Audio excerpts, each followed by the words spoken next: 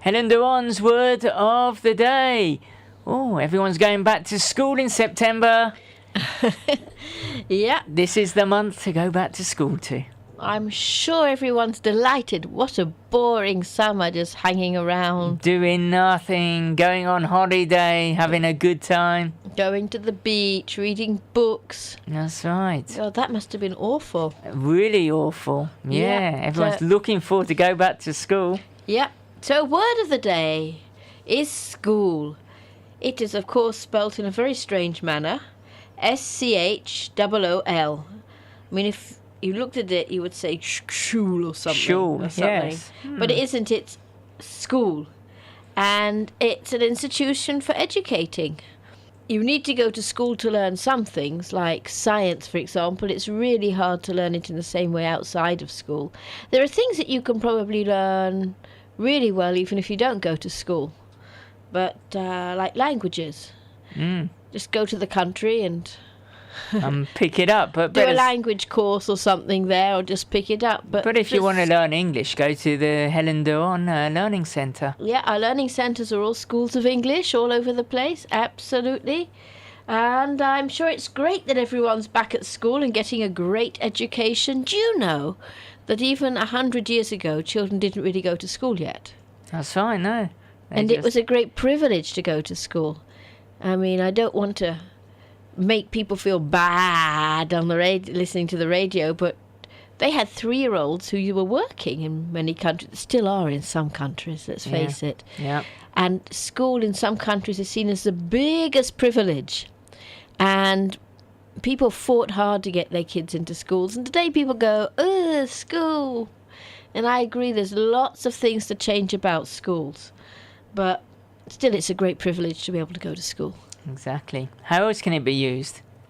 A school can also be an institution at which instruction's given in a particular discipline, like you just mentioned our schools of English.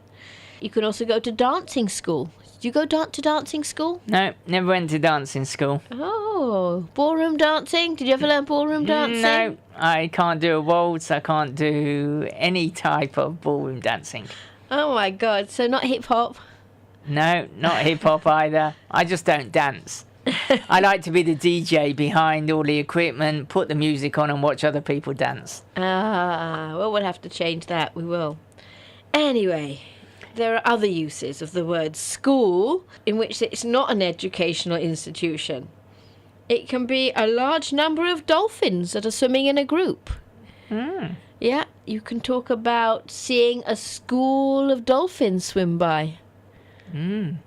Yes, I've seen a school of dolphins. Yeah? Yeah. When I was on a ferry once. It must have been really impressive. It was very impressive. No, I saw there was only about 4 or 5 of them.